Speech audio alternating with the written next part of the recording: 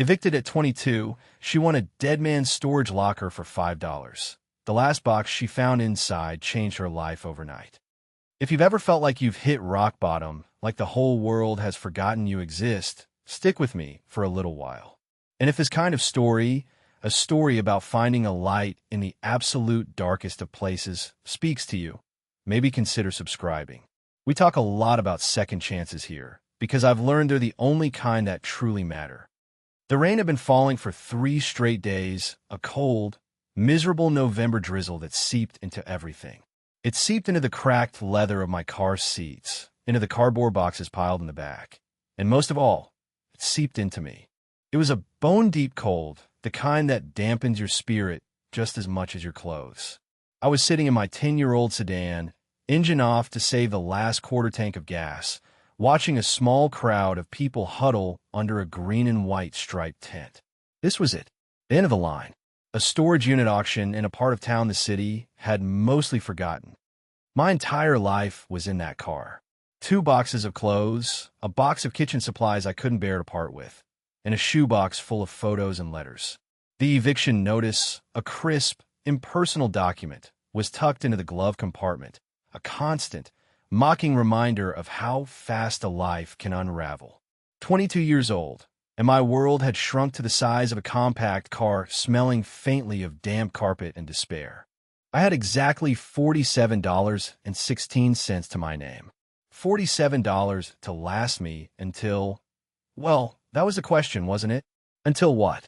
The auctioneer, a man with a booming voice that seemed too large for his small frame, was rattling off lot numbers. Most of the units went for a few $100s. Men in work boots and flannel shirts would peer into the darkness for the mandatory 5 seconds, their eyes professionally scanning for tool chests, furniture, anything they could flip for a quick profit. I wasn't one of them. I was just cold and hungry and desperate for something. Anything to feel like a step forward instead of another one backward. All right, folks, last one for the day. Unit C-17. Delinquent account. Owner deceased. The auctioneer's voice cut through the sound of the rain. The metal roll-up door screeched open, revealing a 10 by 20-foot cavern of shadows. From where I sat, 50 feet away, it looked like nothing. Just a few stacks of brown cardboard boxes, a forlorn-looking floor lamp with no shade, and a dusty armchair draped in a white sheet, looking for all the world like a sad, lumpy ghost. The pros took their 5-second look and immediately turned away, shaking their heads. It was a bust, a unit full of junk, personal effects with no resale value. "We'll start the bidding at $50, the auctioneer bellowed. Silence. Just the drumming of rain on the tent. 25 then. Do I hear 25 for the contents of C-17? More silence. A few people started packing up, zipping their jackets. The show was over. The auctioneer sighed, his breath a white puff in the cold air. He was ready to go home. Okay, people, let's get this done. $10? $5? Somebody give me $5, and you can haul this stuff to the dump yourselves. Something inside me shifted.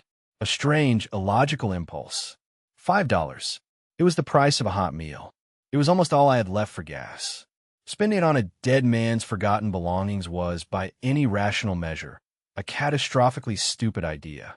But rationality had checked out of my life about the same time the landlord had changed the locks. I got out of the car, the cold air hitting me like a slap. I walked toward the tent, my worn-out sneakers squelching in the mud. I raised a hand, my fingers trembling slightly. $5, I said. My voice was so quiet I wasn't sure he'd heard. He had. His eyes, tired and bored a second ago, found mine. A flicker of something, pity, maybe, or just surprise, crossed his face. Sold, he barked, slamming a small wooden gavel onto his clipboard. To the young lady for $5. He didn't wait for a reaction. He just wanted to close out. I walked over to the folding table and handed the cashier a crumpled $5 bill. She gave me a receipt and a yellow-handled bolt cutter. "You've got 48 hours to clear it out," she said, her tone flat, already looking past me to the next task. "Lot goes back on the unit Wednesday at noon." The other bidders were already in their trucks, engines rumbling to life. I was alone, standing in the rain, holding a pair of bolt cutters and a receipt for a dead man's life. The manager of the facility, a weary-looking man named Henderson with a graying mustache, walked me over to the unit. He didn't say much, just pointed at the red lock. "It's all yours, kid. Holler if you need a broom." He handed me a heavy-duty padlock. "Put this on when you leave tonight. Don't want anyone helping themselves to your treasures." There was a hint of dry humor in his voice, but it wasn't mean. It was just tired. I stood there for a long time after he left, just looking at the unit. C-17. The red lock seemed to stare back at me, a final, silent guardian. My heart was pounding. What had I just done? I'd spent more than 10% of my net worth on a room full of what was probably trash. The sheet-covered armchair seemed to mock me from the shadows. The whole thing felt like a fever dream. The eviction, the night spent sleeping in my car, the gnawing hunger, and now this. This cold, dark room full of someone else's past. With a deep breath that shuddered on the way out, I clamped the bolt cutters around the shackle of the lock. It took more strength than I expected. I had to put my whole body into it, gritting my teeth as the metal groaned in protest. Then, with a loud, final snap, it broke. The lock fell to the concrete with a clang that echoed in the sudden silence. The rain had finally softened to a whisper. I slid the broken lock off the latch and, with both hands, pushed the heavy metal door upward.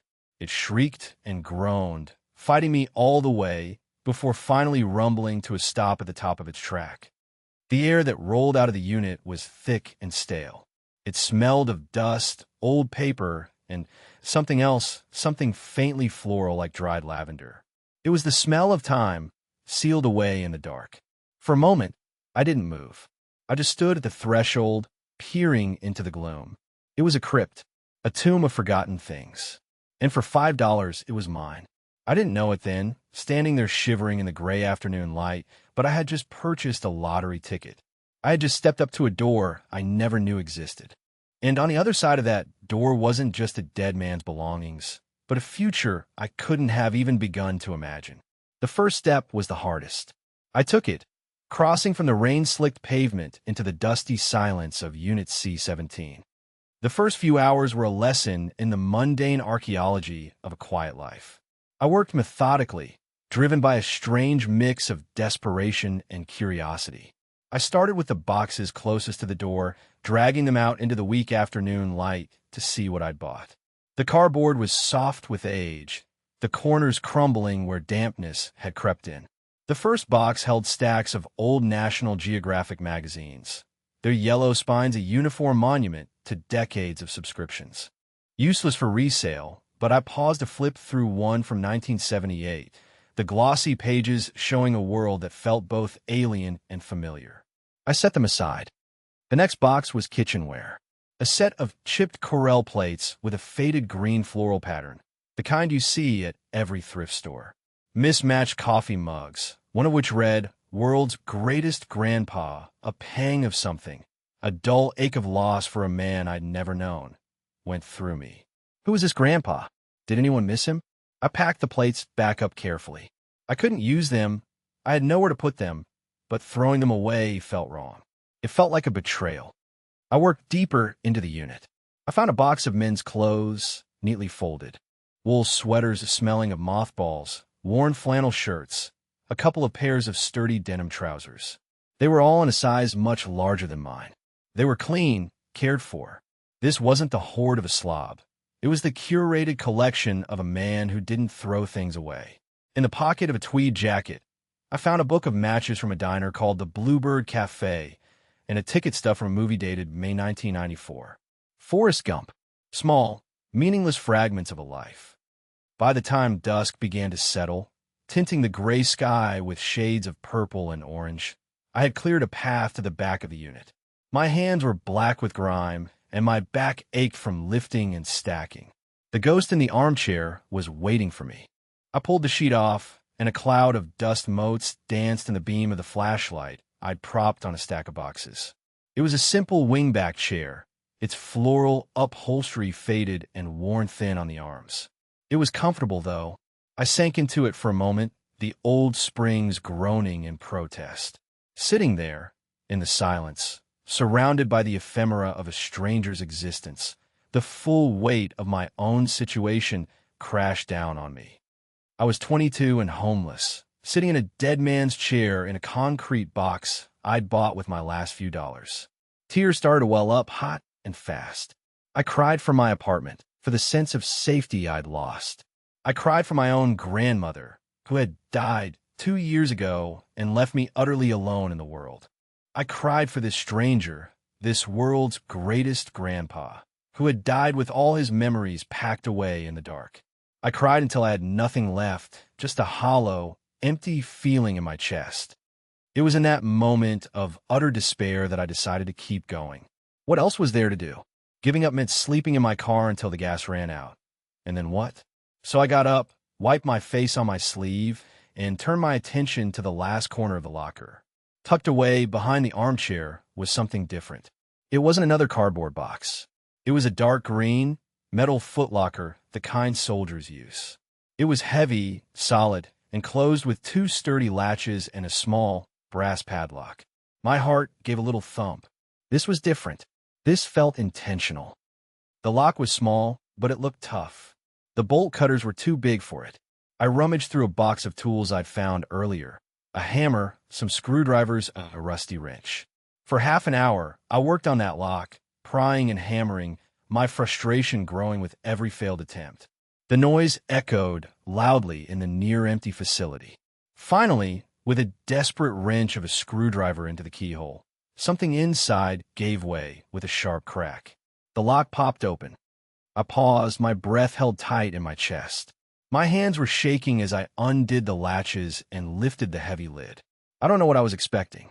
Gold bars? A pile of cash? What I saw was far less dramatic, and yet somehow more intriguing. The footlocker was filled with paper.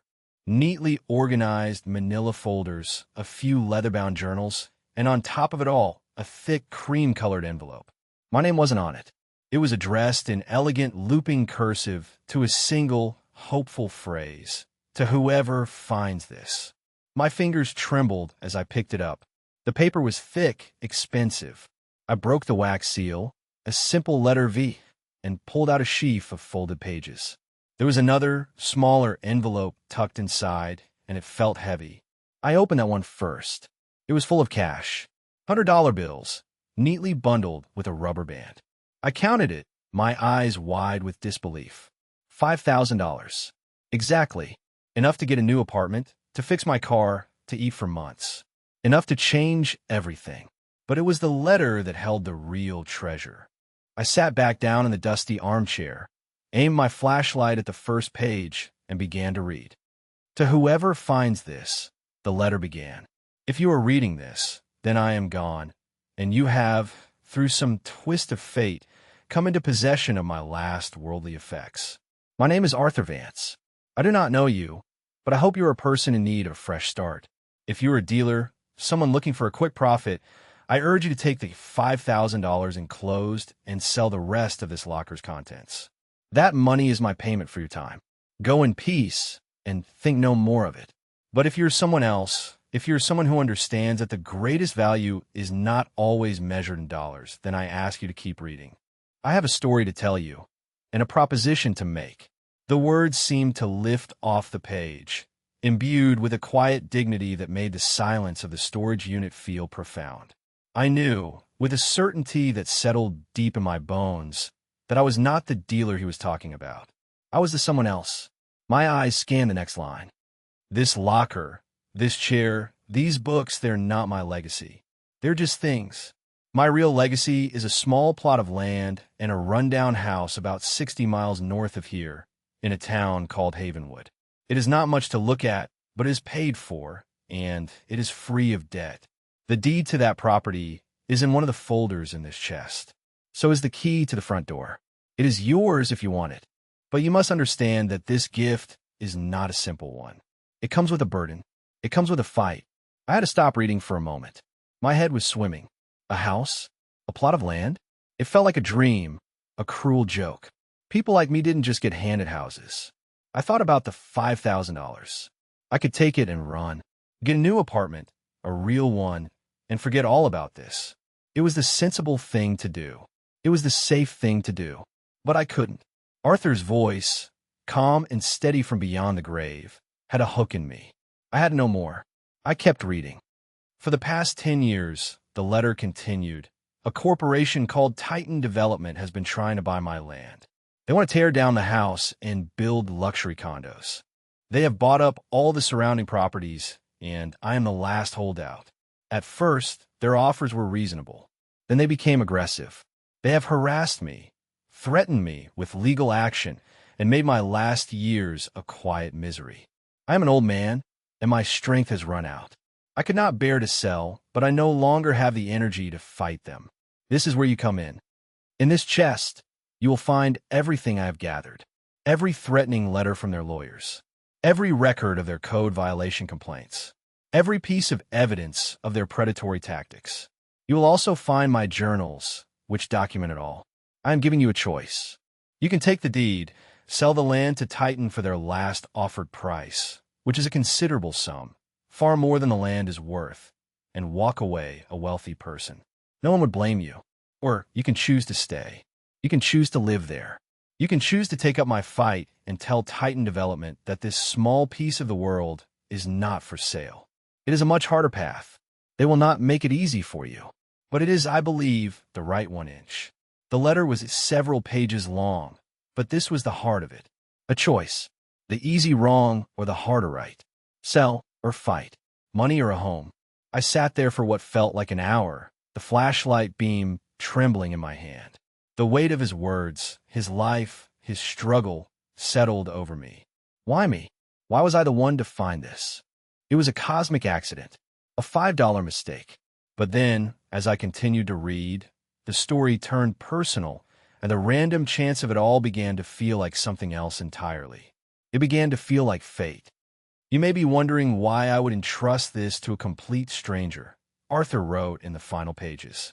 The truth is, you are not a complete stranger to me, though I'm one to you. My connection is not to you directly, but to your family. I knew your grandmother, Eleanor. We worked together at the old textile mill for 30 years before it shut down. She was one of the finest people I ever knew. Fiercely loyal, hardworking, and kind. She spoke of you often after your parents passed. She worried about you. She was so proud of the young woman you were becoming. After she died, I tried to keep an eye on you from a distance. I didn't want to intrude. I'm just a quiet man. But I saw you were struggling. I didn't have much, but I had the house. I had this one thing of value. I had hoped to find a way to give it to you properly through a lawyer, but my health failed too quickly. So I had to rely on this. On chance. On the hope that the universe would guide this box into the hands of someone who needed it. Someone who had Eleanor's strength in their heart. She loved that little town, Havenwood. She always dreamed of retiring there. I bought that property with the money I saved, thinking maybe one day, well, it's a long-dead dream. But the land is good. The air is clean. It's a place where a person can put down roots. Eleanor was all about roots. She believed a person needed a place to stand to be able to face the world. I'm offering you a place to stand, child. What you do with it is up to you. I dropped the letter. The flashlight clattered to the floor, rolling to a stop with its beam pointing at the ceiling, casting the whole scene in a ghostly, indirect light. My grandmother. He knew my grandmother. The world's greatest grandpa mug suddenly made a different kind of sense. Maybe he had grandchildren, or maybe he was just a grandfatherly man. A man who had looked out for the granddaughter of his old friend, a silent guardian I never knew existed. The tears came again, but this time they weren't tears of despair. They were tears of grief, of gratitude, of overwhelming, earth-shattering shock. The world had not forgotten me. One man, a quiet, decent man, had remembered. He had seen me, and he had left me not just a house, but a legacy of defiance. He had left me his trust. The choice he presented was no longer a choice. How could I sell? How could I take the money and let his life's final struggle be for nothing? How could I betray the memory of my grandmother, the woman who had taught me everything I knew about integrity and strength? I couldn't. It was as simple and as complicated as that. I looked at the $5,000 still clutched in my hand. It wasn't a windfall anymore. It was a war chest, It was seed money for a new life. It was the first tool he had given me for the fight ahead. I carefully placed the letter back in the envelope and tucked the money into my jacket pocket. I spent the rest of the night organizing. I sorted through the folders, laying out the threatening legal letters from Titan, the property tax receipts, the hand-drawn maps of the land. I read through Arthur's journals, his precise, neat handwriting documenting every phone call, every visit from their representatives, every quiet act of resistance. I was not just cleaning out a storage unit. I was studying a battle plan.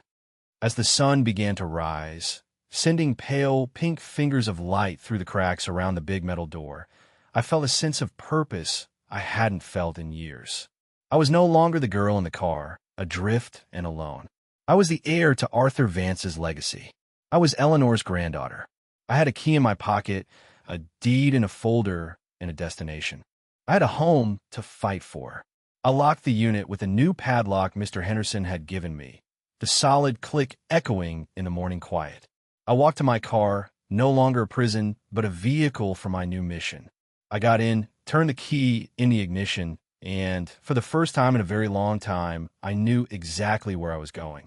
I was going north. I was going to Havenwood. I was going home. The drive north was a journey through a landscape that mirrored my own internal state. The grim, rain-soaked suburbs of the city slowly gave way to rolling hills and wide-open fields, the sky clearing from a bruised purple to a brilliant, hopeful blue. It felt like I was driving out from under a storm cloud that had been following me my whole life. I drove with the window down, the cold, clean air whipping through the car, feeling like it was scouring away the last few years of struggle and failure. With every mile, the city, the eviction, the auction, it all felt smaller, further away, like a bad dream I was finally waking up from. I stopped once at a small-town diner that looked like it hadn't changed since the 1970s. I ordered a huge breakfast, pancakes, eggs, bacon, the works. I paid for it with a crisp $100 bill from Arthur's envelope. It was the best meal I had ever eaten, not because of the food itself, but because of what it represented. It was the first meal of my new life. The waitress, a woman with a kind, wrinkled face, kept refilling my coffee cup. "You heading somewhere special?" she asked. "I think so," I said, a real smile spreading across my face. "I think I'm going home." Havenwood wasn't so much a town as a crossroads with a post office and a gas station. The directions Arthur had left were impeccable, leading me off the main highway and onto a series of winding country roads, lined with old stone walls and towering oak trees whose branches were bare against the autumn sky. The address led me to a gravel driveway, nearly overgrown with weeds, that sloped up a small hill. And there it was. The house was small, a simple one-story cottage with faded blue siding and a sagging front porch. It looked neglected. A few shutters hung at odd angles, and the paint was peeling everywhere. The yard was a mess of tangled grass and thorny bushes, but it was standing, and behind it, a few acres of meadow rolled down to a line of trees bordering a small, sparkling creek. It was beautiful, more beautiful than I could have imagined. It was quiet, peaceful, and real. I parked the car and got out, my legs feeling a little shaky. I walked up the 3 wooden steps to the front porch, which groaned under my weight. The key was heavy and old-fashioned, made of brass. I slid it into the lock. For a second, it stuck, and my heart seized with a moment of panic. What if it didn't work? What if this was all some elaborate mistake? But then, with a little jiggle, the tumblers clicked into place. The lock turned. I pushed the door open. The air inside was stale and cold, but it was dry. A fine layer of dust covered everything. The house was sparsely furnished. A simple wooden table and 2 chairs in the kitchen, a lumpy-looking sofa, and a bookshelf in the living room. A bed frame with a bare mattress in the single bedroom. It was humble. It was empty, but it was mine. I walked through the small rooms, running my hand along the dusty windowsill, peering out the grimy windows at the land. My land. My home. The feeling was so overwhelming, I had to sit down on the dusty floor, right in the middle of the living room, and just breathe. The next few days were a blur of activity. I used some of the money to have the water and electricity turned back on. I bought groceries, cleaning supplies, a new mattress, and warm blankets. I spent hours scrubbing the little house from top to bottom, chasing away the dust and the spiders, letting the fresh air and sunlight pour in. With every bit of grime I wiped away, I felt like I was also cleaning out the dark corners of my own heart. I was making a home, not just with my hands, but with my whole being. Once the house was habitable, I turned my attention to the footlocker. I spread Arthur's documents out on the kitchen table. The letters from Titan Development's legal team were chilling. They were masterpieces of corporate intimidation, filled with veiled threats and legal jargon designed to overwhelm and confuse. I could see how they had worn down an old man. But reading them now, I wasn't just afraid. I was angry. A hot, righteous anger that burned away the last of my fear. They had bullied a good man in his final years. They were not going to do the same to me. Arthur's final instructions had been clear. He had included the name and number of a lawyer. Saul Goodman, the note said. Not his real name, but he'll know what it means. He owes me a favor. He is one of the few who is not afraid of Titan. Trust him. It felt cryptic, but I had little choice. I sat at my new kitchen table, took a deep breath, and dialed the number. A gruff voice answered on the second ring. Yeah, hello, I said, my voice wavering slightly. I'm looking for Saul Goodman. There was a long pause on the other end of the line. Then the voice softened slightly. Who's asking? My name is Alara. I was a friend of Arthur Vance. It was the first time I had said his name out loud. It felt right. Another pause, longer this time. I could hear the sound of a chair creaking. Arthur. Huh, the man said, his voice now filled with a strange mix of sadness and respect. So the old man finally cashed in his chips. Where are you calling from, kid? I'm at his house. In Havenwood. You are you? I heard him take a deep breath. Don't move. Don't talk to anyone. I'll be there in 3 hours. The line went dead. True to his word, exactly 3 hours later, a beat-up sedan that looked even older than mine pulled into the driveway. The man who got out was not what I expected. He was short, rumpled, with a tired face and eyes that had seen too much. He looked more like a down-on-his-luck private eye from an old movie than a lawyer. He walked up to the porch and looked me up and down.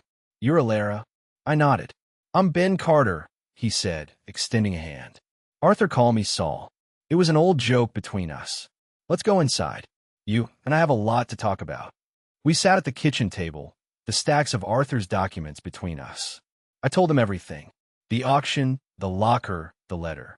He listened patiently, nodding occasionally, his expression unreadable. When I was finished, he was silent for a long time, just looking at the papers. I told him this was a crazy plan, he finally said, shaking his head. Relying on chance like that. But Arthur was a stubborn man. He had a sense of poetry to him. He believed in things. He looked up at me, his gaze sharp and appraising. Titan Development offered him $500,000 for this place 6 months ago. The offer is probably still on the table. You could take it. Walk away clean. No one would think less of you. He was testing me. The same test Arthur had given me in his letter. I'm not selling, I said, my voice clear and steady. Arthur didn't want me to. He fought for this place. Now it's my turn. A slow smile spread across Ben Carter's face. It transformed him, making him look younger, less weary. Good, he said. That's what I was hoping you'd say. Arthur would be proud. He leaned forward, his voice dropping to a conspiratorial whisper. Because he didn't just leave you a house, kid. He left you a loaded gun. Titan Development hasn't just been aggressive. They've been illegal. Arthur has records of them dumping contaminated soil on the adjacent property, which they own, knowing it would leach into his well water. He has proof they bribed a county inspector to file false code violations against him. It's all here. He was building a case. A big one. He just ran out of time. My jaw dropped. This was so much bigger than I had realized. It wasn't just a property dispute. It was corporate crime. So what now? I asked, my heart hammering in my chest. Now, Ben said, a glint in his eye, we finish what he started. We don't just tell them no. We take the fight to them. It'll be long, and it'll be ugly. They'll try to bury us in legal fees and scare you into submission. But we have the truth on our side. And thanks to Arthur, we have the proof. He stood up and walked to the window, looking out over the meadow. Arthur loved this view. He said it was the only thing that made sense to him in a crazy world. He turned back to me. "You ready for a war, kid?" I looked around the small, clean kitchen. I thought of the cold nights in my car, the shame of the eviction, the feeling of being invisible. And I looked at this man, this rumpled, tired lawyer who was offering me a chance to fight back. Not just for a house, but for my own dignity, for Arthur's memory, for my grandmother's legacy. "Yes," I said, "I'm ready." That night, for the first time in my new home, I slept soundly. The wind howled outside, rattling the old window frames, but for the first time in years, I felt safe. I was no longer adrift. I had a purpose. I had a home, and I had a fight to win. Arthur Vance had given me a place to stand, and I had no intention of backing down.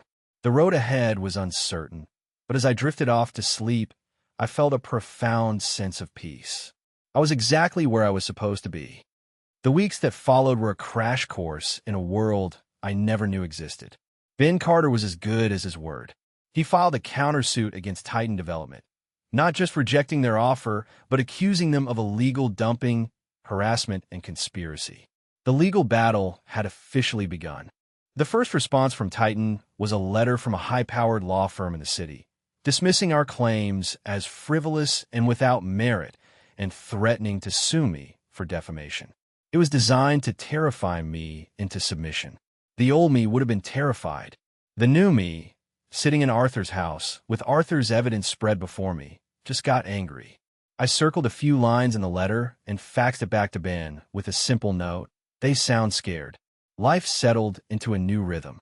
My days were spent working on the house and the land. I learned how to patch a roof, how to replace a broken window pane, how to clear a field of overgrown brush. It was hard, physical work, but I loved it. Every swing of the hammer, every weed I pulled, felt like an act of defiance. I was literally putting down roots, tending to the place Arthur had entrusted to me. The house slowly transformed under my care.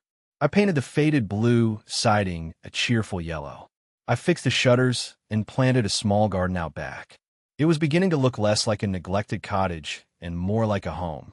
A real home. My evenings were dedicated to the legal battle. I would spend hours on the phone with Ben, going over documents, preparing my testimony. I read Arthur's journals again and again, until I knew his story as well as my own. His quiet, meticulous record-keeping was our greatest weapon. He had documented everything. Dates, times, names. He had even taken photographs of the Titan trucks near the property line late at night. He had been building an airtight case, piece by painful piece. Living in Havenwood, I also began to meet the locals. The woman at the post office, the man who ran the gas station, the family that owned the farm down the road. At first, they were wary of me, the stranger who had suddenly appeared in the old Vance place. But as the story of my fight with Titan Development began to trickle through the town grapevine, their attitude changed. One day, an old farmer named George stopped by with a basket of fresh vegetables from his garden.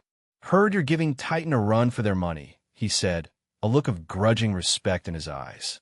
Arthur was a good man, stubborn as a mule, but good. We're all glad to see someone is keeping up the fight. I learned that Titan's predatory tactics hadn't been limited to Arthur. They had lowballed, threatened, and squeezed nearly every landowner in the area. Most had sold, feeling they had no other choice. My fight, I realized, wasn't just my fight. It was for everyone who had been pushed aside by the faceless corporation. I was the last one standing, the final holdout, just as Arthur had been. Listen, if you made it this far into my story, thank you. This part was hard to live through, and it's hard to tell. It was a lonely time, full of fear and uncertainty, even with Ben and the townspeople on my side. If you've ever had a moment where you had to stand up to something huge and terrifying, something that felt impossible to beat, let me know in the comments. I want to hear about it, because knowing you're not the only one fighting a battle makes all the difference in the world. You're not alone. The turning point came about 6 months into the legal battle. Titan's lawyers had filed a motion to have our case dismissed. We were all in a sterile conference room in the city. On one side of the massive mahogany table sat a team of 4 lawyers in expensive suits, looking bored and confident. On the other side sat me, in my best thrift store blazer, and Ben, looking as rumpled as ever. They presented their arguments, painting me as an opportunistic squatter and our evidence as circumstantial nonsense. It was slick, professional, and utterly soul-crushing. When it was Ben's turn to speak, he didn't grandstand. He just calmly laid out our evidence, piece by piece. He presented Arthur's journals. He showed the photographs. And then he played his trump card, a sworn affidavit from a former Titan employee, a truck driver who had been fired and was willing to testify that he had been ordered directly to dump industrial waste on the property next to Arthur's. Ben had found him through a private investigator, using a lead from one of Arthur's journal entries. The lead lawyer for Titan went pale. The judge, who had been looking impatient, sat up straight and started paying very close attention. We didn't get the case dismissed. Instead, the judge ordered a full environmental investigation of the site and allowed our lawsuit to proceed to discovery. We had won the first round.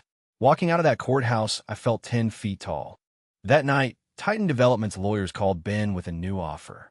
They would pay me double their last offer, $1 million, and they would drop all actions against me. All I had to do was sign a non-disclosure agreement and turn over all of Arthur's documents. Ben called me with the news. "It's a life-changing amount of money, Ilera," he said, his voice neutral. "No one would blame you for taking it. You could go anywhere, do anything."